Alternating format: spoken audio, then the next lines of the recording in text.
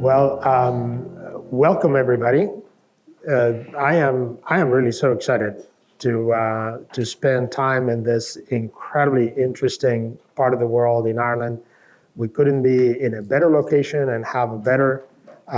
It's weird because it's like you're the guest of this conversation. You're actually our host. You're hosting all of us in your beautiful country. And this is going to be just a great opportunity to have a conversation about what's happening in Ireland. And I think one of the things that are going to become very clear very soon is that there are lots of connections between Ireland and Georgia, lots of similarities too. But I just want to first highlight that we are in Minister Calleary's alma mater, Trinity College. The Trinity College is just one of these jewels in higher education in the world.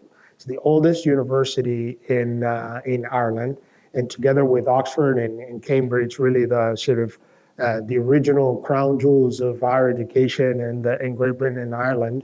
It has an incredibly rich story. We were able to tour the library today. I'm still in awe by the experience.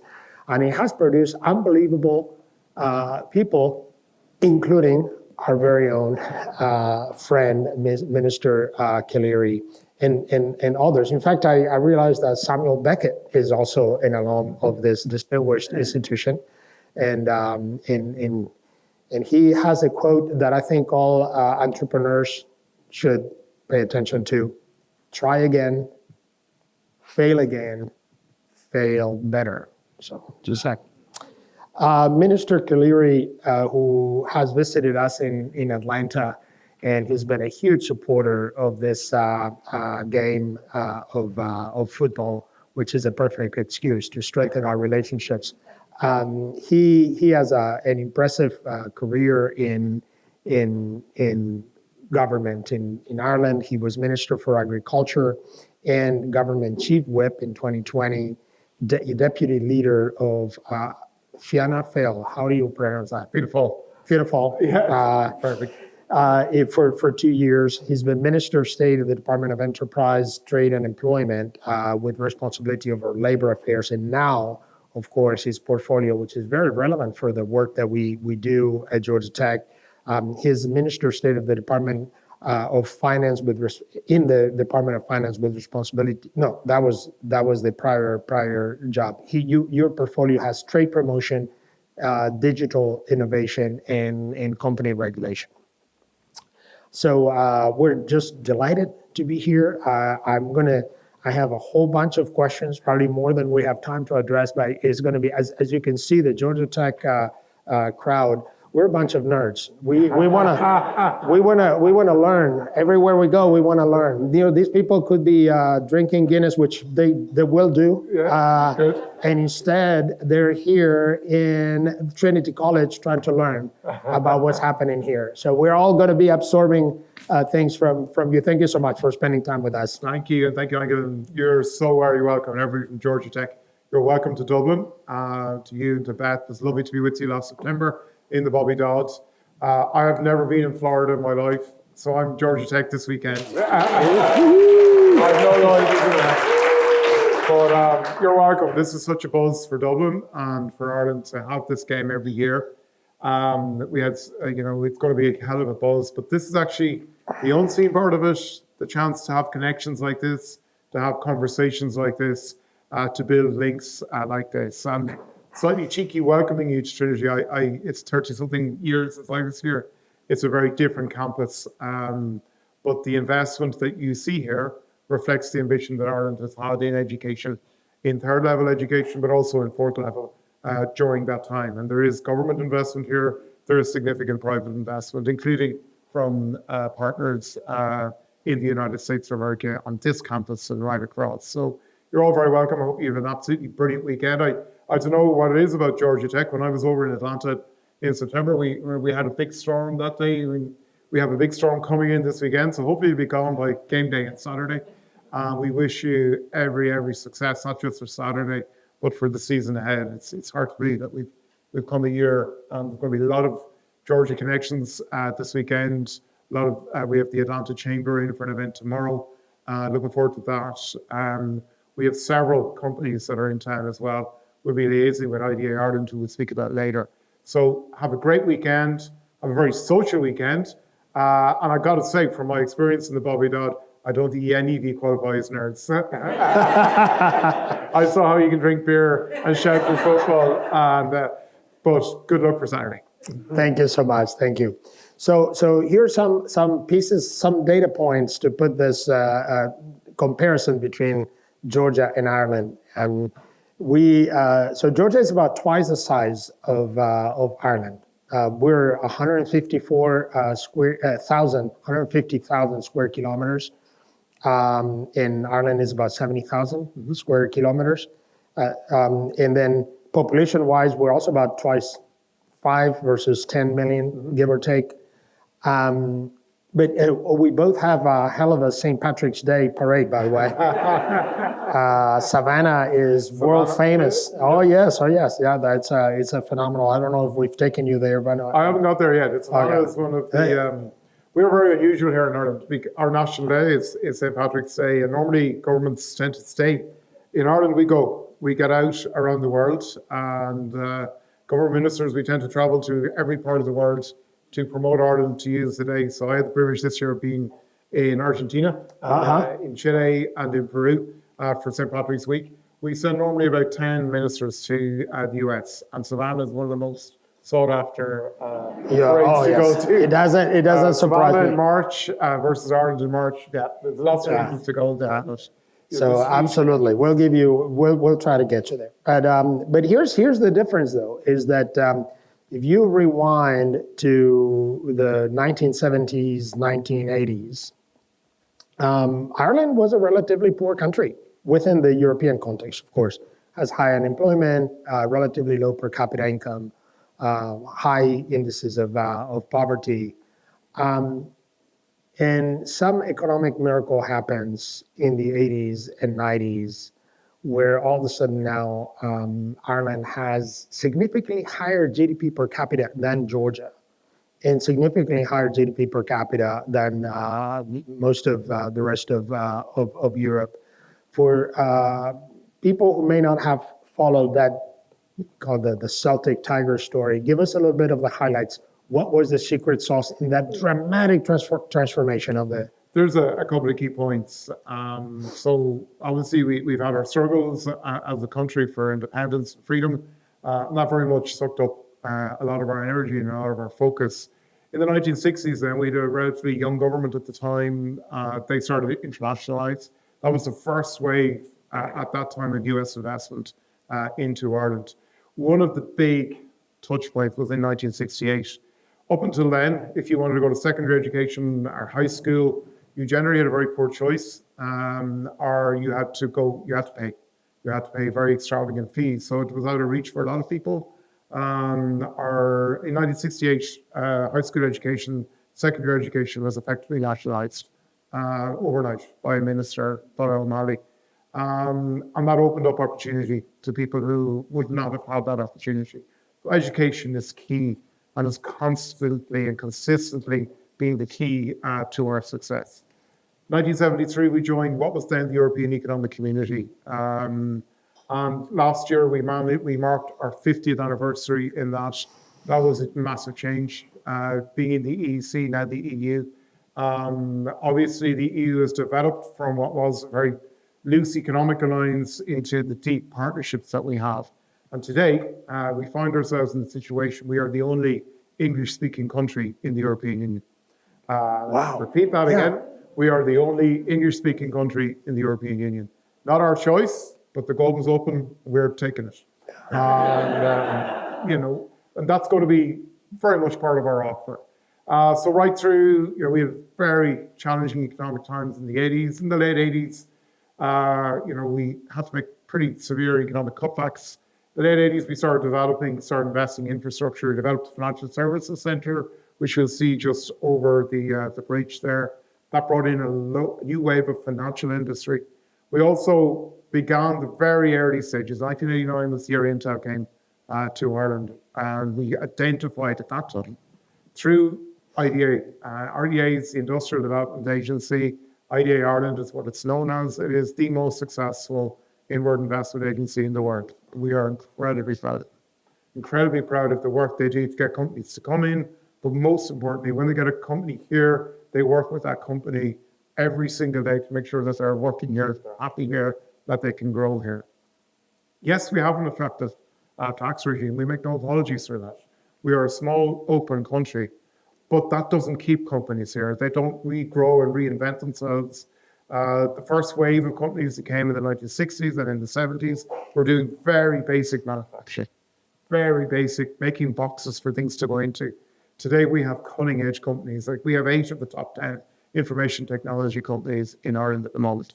In my county of Mayo, we are the biggest producer through AbbVie of Botox in the world. We are one of the biggest producers. Very Atlanta, we have a big partnership in Atlanta. In my hometown of Ballina, Coca-Cola have a plant employing just under 500 people, one of the biggest producers of Coca-Cola concentrated in the world. Not only that, it is the World Economic Forum lighthouse plant in terms of sustainability, in terms of how it is cutting its carbon emissions whilst increasing production. We're doing that in the west coast of Ireland. We're doing that here in Dublin. We're doing cutting edge stuff in R&D because we've invested in R&D. We've invested, once again, in education. We provide out of companies, colleges such as here, such as UCD, such as our technical universities, some of the best graduates in the world. And that's why companies are staying here. That's why they're expanding their footprint here. We're the second largest exporter of computer and IT services in the world. We're the third highest numbers of unicorns in the EU, and that's really important because it's not just inward investment. The ninth biggest employer in the USA is Irish companies. So it's not just a one-way relationship, it is dynamically two-way as well. But we're looking to the future, and we're looking to where are the future employment trends going to be. We've had a national strategy in artificial intelligence since 2021. We call it AI here for good. It's here. We've got to wake up our people and wake up businesses, our education community that it's here. You can't put your head in the sand on it, but it's also going to be a good thing. And we're very much leading the way in the European Union in terms of AI regulation. I have just finished, we are part of what's called the D9 Plus group in the European Union, the most digitally advanced economies. I chaired that group for the first part of this year, and we have made sure that digital and digital priorities will be at the heart of the next European mandate. The European Parliament elections in June. There's a new European Commission, which is kind of our European government, going to be appointed in the next few weeks. That starts a 5-year mandate. Digital will be at the heart of that, and Ireland is at the heart of digital. And we'll speak about AI later, the changes it's going to bring. We are leading out on that as well. So, we had a very tough time in 2010, in 2011, in 2012. We invested significantly and too much in property in the so-called noughties, and that crashed our banking system, as it did in many parts of the world. And we got huge support from the US, huge support from the European Union to get through that period. We had to make unbelievably difficult political and economic choices. So I was in government at the time. And as somebody who was in government, we do not want to go back there. We do not want to have to make those choices again. I think that the current success that we have and the current economic prosperity that we have, we are putting that away. We're putting that into 2 funds, Future Ireland Fund, that will look at a country that is getting older, that our demographics are changing from being one of the youngest demographics in Europe at the moment, and in a position to fund our economy, in a position to fund pensions. That's going to change. And we're also putting into a future infrastructure fund. We are an island. We are an island at the edge of Europe. As being an island, we're going to be very affected by climate change. We have to make infrastructure choices around protection. We also have to invest in colleges, invest in our education institutions to make sure we're at the core of that. So we're putting a lot of our current budget surpluses into those funds, that we will not have to go back to those dark days of 2010, 2011, 2012. There will be downturns. That's an inevitability. And as one of the most open economies in the world, we're going to be hit by those downturns, but we're going to be ready. You mentioned, thank you, by the way, but for that historic perspective, very useful. You mentioned Coca-Cola and others, and in some, was Neville, is Neville an Irish? He was indeed. Yeah, we've had a couple of, John Murphy, the current CFO, Coke is from Navan. which is literally an hour out the road here. We had John over for last year's game. So we have a lot of good Irish people. That shows you the quality of the Irish people. No, We're running the world. yes, you are. But so now seriously, so we a group of us went to just grab dinner last night, and just a random place, and this pub had printed the photos of all the American presidents with Irish ancestry.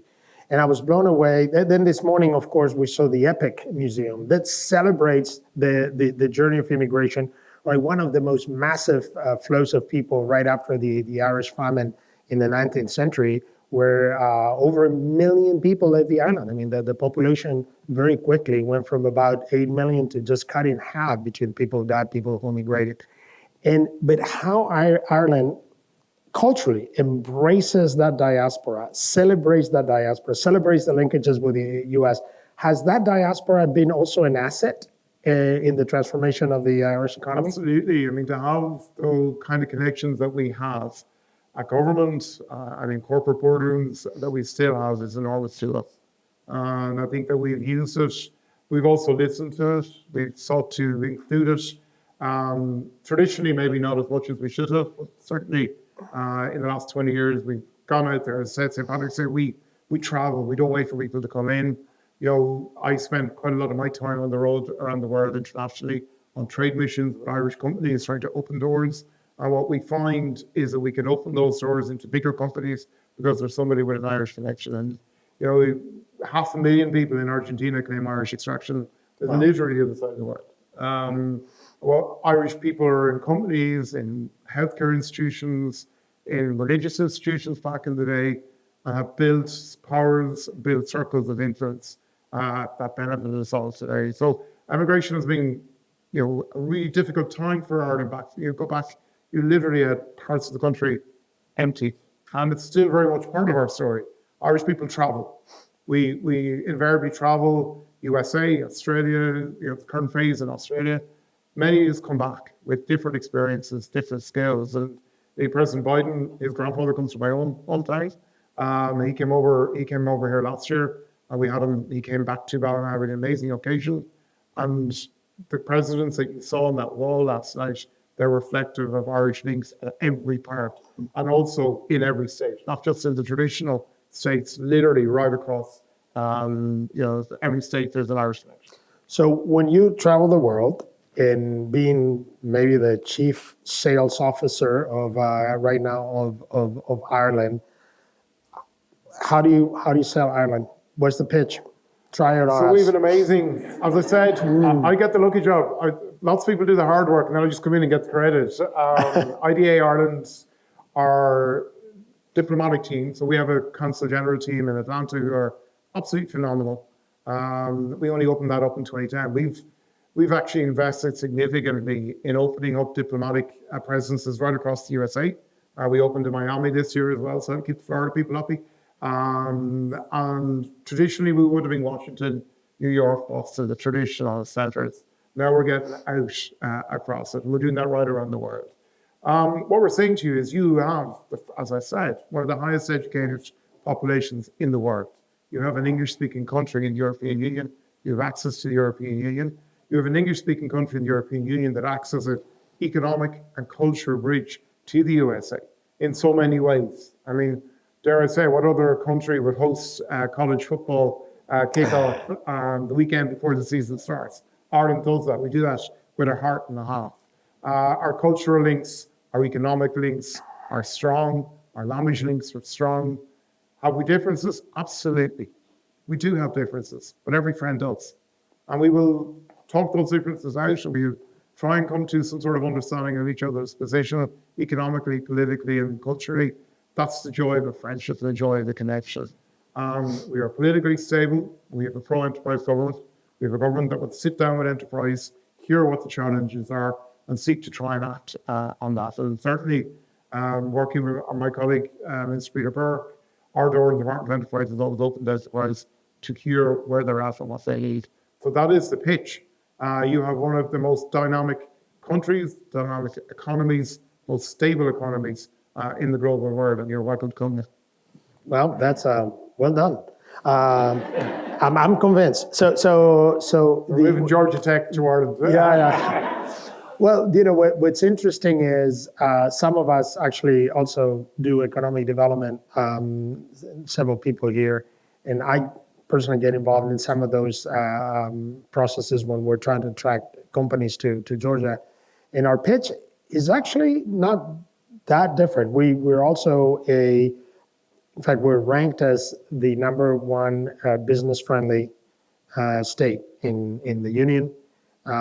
We also pitch our incredible infrastructure, and I know the huge investments that Ireland did.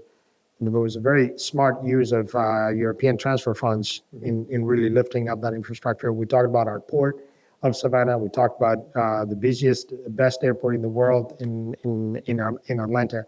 And then we talk about higher education and universities and research that happens in universities. So we actually have a very similar message. And the other similarity is that the areas that have attracted most investment recently include financial technology and IT.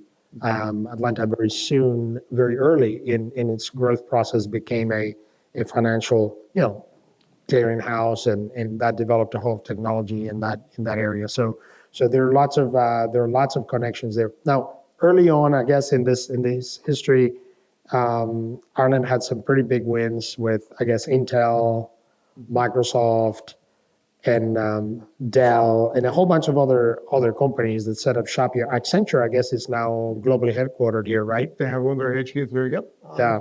We've had a long tradition of getting companies in.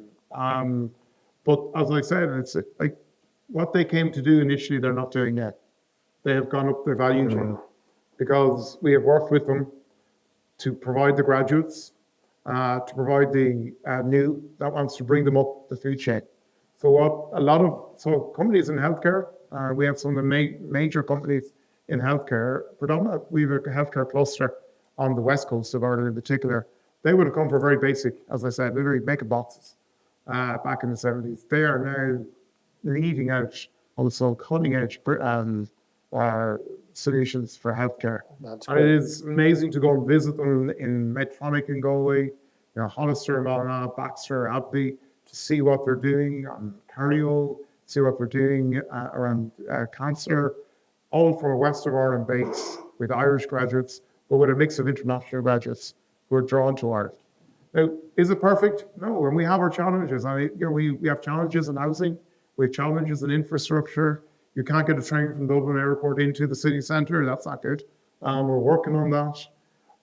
So we're going to be honest with you as well. We have growing pains, and we're trying to deal with those and address those.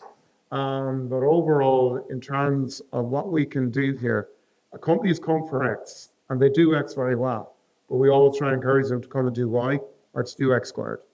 That things that will add value to their bottom line, but also adds value to global lines. And it's amazing when you go to a factory or a center and you speak to the employee and you say you're involved in research into cancer or into cardio. Do you know that your work is going to make a difference to somebody in some other part of the world that you never know, that stints that are manufactured in the west coast of Ireland are going to be inserted in somebody and save their life? That's a hell of a privilege for somebody to be able to say that in any company, in any parts of the world. We're just very fortunate we have them all here in fact. So the other piece of the ecosystem, which I was even this morning, Beth and I got to walk through that business district, just a few blocks next to this building, by the way. And it's an interesting combination. You have those big companies that you were able to attract, but now you also have an ecosystem of homegrown startups. In fact, we walked into the Dog Patch Labs, an incubator right next to the Epic Museum, which and it's thriving. This is a place that, and we are that's another similarity with Atlanta and with Georgia, where we're building that ecosystem of startups. We have the big companies. We've done a great job of attracting large companies to Atlanta, but now create those homegrown startups. We're trying to also create a visible space that highlights that work, just like what we saw here with Dog Patch. Tell us a little bit about the state of startups in entrepreneurship, and how do you see that as part of the future of the Irish economy? So startups is something we're putting a lot of time into now. As I said, we've the third highest number of unicorns per capita in the EU. We have a couple of different support agencies that work with startups.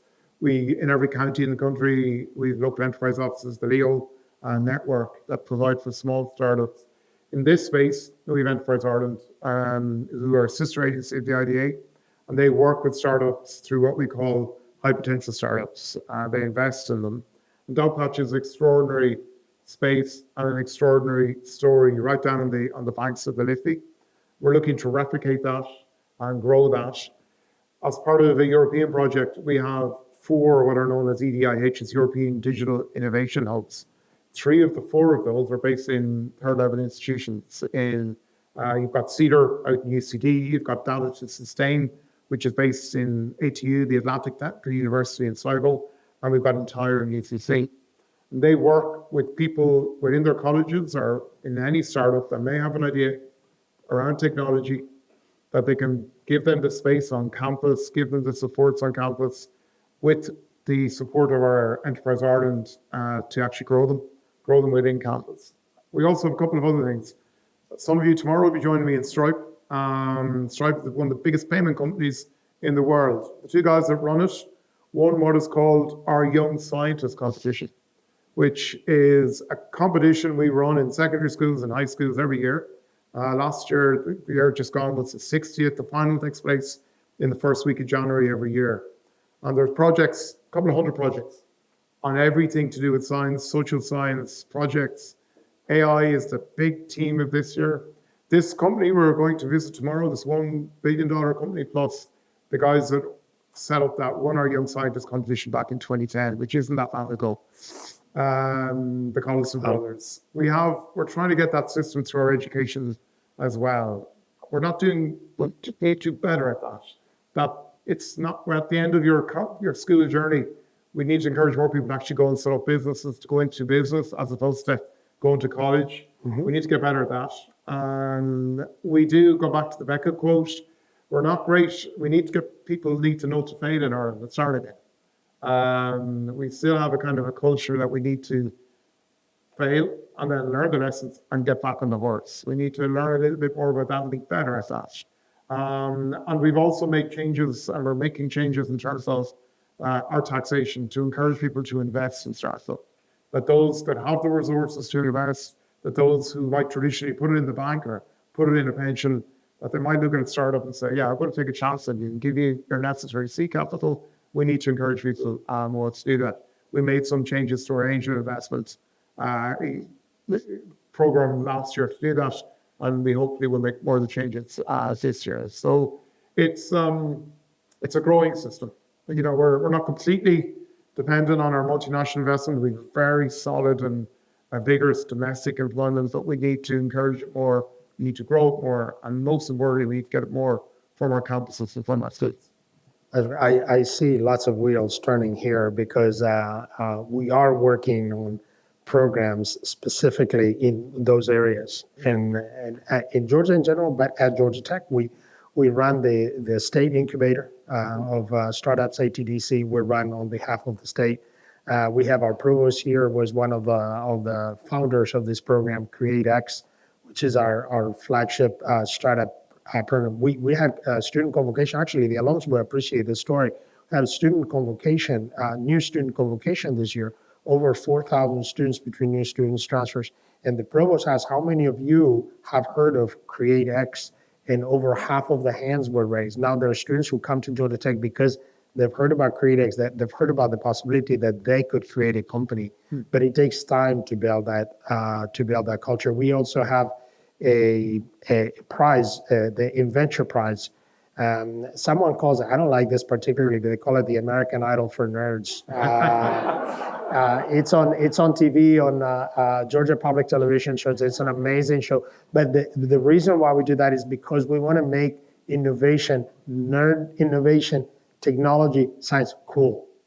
And now we even have those programs with high school students. Even America, which is sort of the home of entrepreneurship, you still have to work to create that culture of innovation. And we are very intentional about that. One question I have, I know tourism is not on your portfolio still. Some of these folks here, here are going to, some already have been for a couple of days in your beautiful country. Some will stay a couple of days longer. Give us the Dara Calleary must-visit list of things, and it could be the traditional things, or maybe even things that are happening business-wise, cities that we Well, you got to get out of Dublin. Enjoy Dublin, but it's get out to the West Coast. I'm from the West Coast. I'm from Mayo. You got to come to Mayo. I know some of you are going to Galway and some of you are going to Kilkenny. We have the traditional pitch. We have the traditional of people going to see the scenery, going to find connections and find roots. That's really important. But we're investing in the experience as well. We're investing in increasing people's enjoyment of the experience, merging digital with our destinations to tell the digital story. So any of you who haven't been in Epic, it's across the river. It celebrates kind of maybe too generous a term. It marks immigration and the story of Irish immigration. And it's really, really interesting to see it. And it'll actually probably give you some things to think about in terms of the Irish story. Get down to Galway. Galway is buzzing with culture, with fun, it is the heart of our Irish language. Come over to Mayo. Again, culture, fun. You will see yourself the success of US industry. There's nowhere that's not that far away from Dublin. So in the context of you traveling in America, you can get down the road, be in Galway 2.5 hours, be in Mayo in 3 hours on relatively good roads. There's a little bit of work to do. But it's still a very genuine experience. And that's the most important thing. It's focused on people. We haven't got to the take a number and queue up stage, I hope, yet. And if we have, don't go there. But this is coming to the end of our season. It's being challenging season in terms of tourism. So that's why we're looking at investing in different magnets, in different attractions, using technology more, increasing the infrastructure, improving the airport access infrastructure. And the last thing that we're finding, and we're beginning the early work on this, traditionally Irish people, because of our weather, we used to travel and we go to Spain or we go for the sun. That discussion is changing. People want to come to Ireland for our weather now. You're kidding me. Really? Wow. I find it hard to believe too, but yeah. The heat waves that you have in true, heat waves true, that we have across Europe, they don't happen here.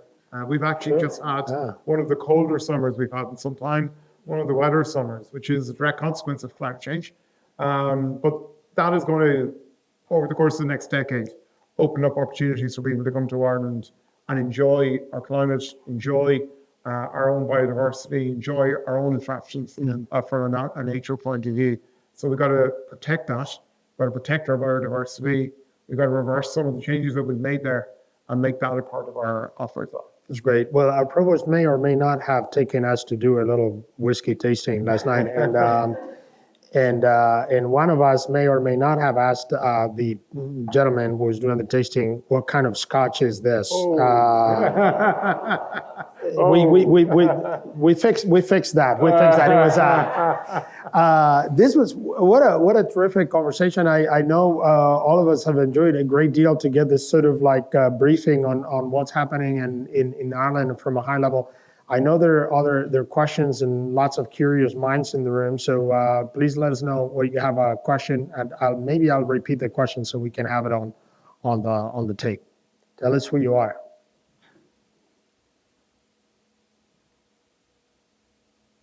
No, this is shocking. This has never happened. Marcy. Okay. They're all good. This is the question is the best music? Irish music. Irish music pub in Galway. They're all good because Galway is really our cultural kind of heart. And you go down Chop Street, go down to the Claddagh in Galway City, they will all have music and they'll have good music. The Keys comes to mind. They're all good. Yeah, no, Marcy, it'd be pretty good. And, right down Chop Street to Claddagh, they should all be good. And there's another couple of weeks in the season. Yeah. Mayo. Stop in Ballina, County Mayo. Go and see, yeah, absolutely. Has the football league started already or not? Football league, so our football is kind of different. Our football season, our Gaelic football season, and our hurling, which is the most important sport on this island, has just come. The national season has come to an end. The local season in every part of the country is kicking off this weekend. So there'll be some local games on. The big marquee games have just finished up in Croke Park, which is the other side of the city, an 84,000-seater capacity stadium for a game that is totally played by amateurs, as in people who play high-level sport and go back to work in the following days. That our marquee games have come to an end. Just like intercollegiate athletics before 2024. Same experience. Yeah. The hurling, I got a little briefing on hurling, and if you think basketball or football or lacrosse are challenging, try a game that blends all the best skills of all of that. So what other questions do you have? Go ahead and tell us who you are. Michael Rickman is actually the county fellow. Very good, Claire. I was real. Yeah, so all the county for what is a little bit market like it? Real estate market is challenging at the moment. So obviously we invested significantly in real estate in the mid-noughties and overextended, overinvested. The market collapsed with all of the consequences that brought. Real estate, particularly housing construction, went through the floor for many, many years up until around 2018. And we will, the last couple of years, last 4 years, we've done about 100,000 new houses, way below where we needed to be. And the problems we have, the challenges we have is we have the demand, absolutely. It's hard to get the skills. We're putting investment back into getting the skills back. It's challenging to get the land, service land for housing. We're doing a lot of work in terms of working up land and servicing it at the moment. Corporate real estate is similar to Atlanta. Companies are trying to work out where they're at the moment. So you've COVID and you've post-COVID. So, working from home, which was always something that people aspire to, and they had to do it. And now we're in that kind of space. What kind of corporate space do we need? So a lot of companies are looking at their corporate demands. We also have a big challenge here that we have to retrofit all of our real estate, both at office, at manufacturing, and at housing level to reduce carbon emissions, to get our climate ambitions in place through real estate. So it's competitive. If you've got clients who want to invest in housing, come talk to me, because we have massive demand for housing here, and we want to open up to housing. We're also opening up to new ways of doing real estate or doing housing. In particular, we traditionally are a brick. It's your old sided bricks. We're now looking at new ways of modern methods of construction. I have a unit in my department looking at what skills we need for that in terms of modular, in terms of quick, rapid build. So yeah, real estate, lots of opportunities here. And we want to talk to people in that space, particularly in residential. Good. Small software. Fire state. So energy is going to be wind. As you can see, today's one of those days. Offshore in particular. So the Atlantic coast off the Atlantic Sea off the west coast is going to be a massive potential. We have huge targets to reach by 2030 and by 2040. And we are looking, technology in terms of offshore wind hasn't caught up with the Irish Atlantic yet. But we are beginning the process of putting investments into our ports on the west coast, that they will be in a position to be the receptors for offshore energy. We are also investing in our grid network. Our grid network needs to be upgraded. We seek that by 2050 we'll be a net exporter of energy, which as of now we import our energy. We used to say during the various challenges the last number of years, we are at the end of a pipeline, which is at the end of a pipeline. We now have direct connection to France that comes into Cork, into the French energy network. We also have connections, obviously, through to Britain as well. But it's onshore and especially offshore wind. You'll see some of it as you come into Dublin. You might see some preliminary offshore turbines in the Irish Sea, which is a much easier prospect in terms of harnessing it than the Atlantic. But we're working to try and get the technology. We're doing a lot of work with the Scottish government in terms of their journey. Scotland are one of the most advanced countries in the world for offshore energy on the North Sea.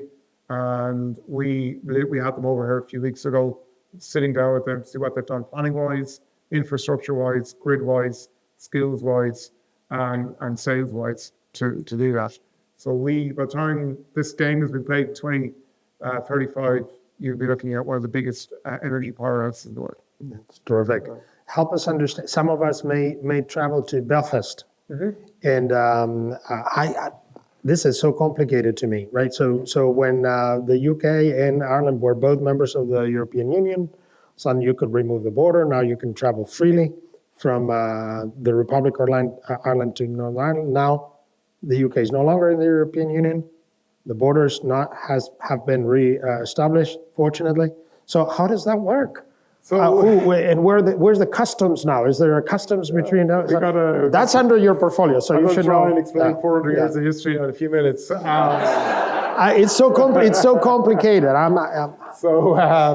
All right. So obviously, our island is split, and we parts of our island are in Britain, which is not the way we wanted to be, but that's the way it is. And we had a very hard border right up until the early 90s. And with the advent of the European single market, one of the big successes of that obviously was economic, but it got rid of our border effectively because we were all in the one market. Brexit came along in 2016, and even though Northern Ireland and the border in Ireland was never discussed during the campaign, it became the big issue. And just for the record, the part of the island, the 6 counties that voted in the Brexit referendum voted to stay in the European Union. So the overwhelming view of the island of Ireland was the support of the European Union. We had enormous support. The challenge of putting any kind of border back on the island is that it becomes a target for terrorism, and we're not going back there. We're not going back to those dark days again. And we gathered, we mobilized, we had enormous support from the US government at the time. We have built an enormous coalition right across the European Union to support us in that effort. So we have now a system in place which isn't ideal, but it means that you can travel freely from here to Belfast. So I know some of the political people that are over for this game are in Belfast this morning. There is no difficulty. The only thing you will see is on your mobile, you get the text to say that you're now traveling in Northern Ireland. It's like roaming. And there is a system through technology in terms of customs checks on goods, particularly on agricultural goods and on food goods, because we need to keep the same standards. There's customs checks there. A lot of it's done online. So it's only really kicked in this year. It's another challenge for Irish business, absolutely. So Irish business is extraordinarily resilient. In the last, say, 20 years, we've had the economic crash of 2010, 2011. We were just catching our breath and getting our mojo back from that. We got hit by Brexit. And what Brexit meant for us was, even though we've had big differences with Britain, we generally went in the same direction economically. We joined the European Union at the same time together. For the first time, we were going in very different economic directions. It then had all the complications and complex things of our island and security on our island. We just got through that, and Brexit kicked in the end of January 2020. Guess what else happened around the end of January 2020? We literally shut our country and shut our economy down over the course of 2 weeks in February, March 2020.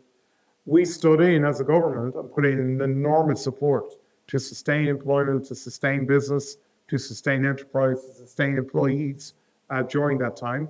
And as we were beginning in 2022 to wean off those supports and get back our mojo, we had the war in Ukraine, the illegal invasion of Ukraine, which had a massive impact, coming back to your question, on our energy costs. Our energy costs for many businesses, for homeowners, quadrupled over the course of that time. And that really made a lot of businesses very unsustainable. We again stood in, and it's not a question of us always standing in, but you got to do it. It's like, And thankfully, our inflation has come down. We're back around 2.5%. Again, energy has stabilized, still at a high level. But Irish business continued to grow through that. It continued to be adaptable. It continued to be flexible. It continued to be resilient. And you spoke earlier about what's the secret sauce. That's the ultimate measure of that secret sauce: resilience and flexibility. That we get hit by challenges, and business gets hit by challenges all the time. We just had a wave of them in the last number of years, but we keep fighting. Yeah, because the fail again, try again, Absolutely. fail better. This is phenomenal. I can't thank you enough. Those of you who said back home that you were going on a study trip, now you can genuinely say that we did. You attended a lecture by a Trinity College alum in Trinity College, the most prestigious university in this part of the world.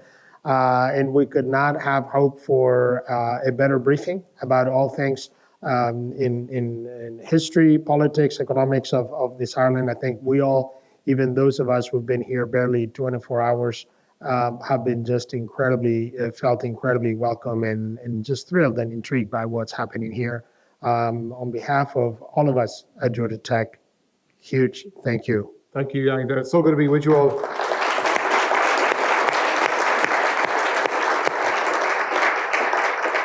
We're just so happy to have you all here, and I know our connections in Atlanta, and we have a super consular team there.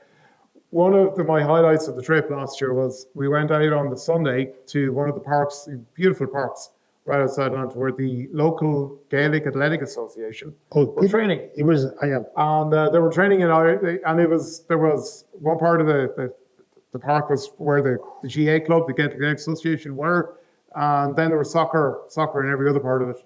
And as we were playing Gaelic football, which is a wonderful game, nobody was really interrupted by it. Everybody was watching their soccer. Then they started playing the hurling, and nobody was watching soccer. Everybody was going, oh my God. And you had 8 and 9-year-olds who are sons and daughters of Irish and American people there playing it. And that just showed me the power of Ireland, that we can do that, bring our own games, and grab your attention. And we can do that: sport, culture, business. And that's why weekends like this are so important, that we get a chance to share your experience. And finally, I'm so glad you learned the difference between Scotch and proper whiskey. Thank you. I have a gift for you, and this is even more special. So this hat violates all of Georgia Tech's marketing color coding. It's a special edition for this weekend only. Yes, and only people who are here or who know people have access to this object. So anyway, we want you to have it. Thank you so much. Thank you. Thank you so much. This was terrific. Thank you.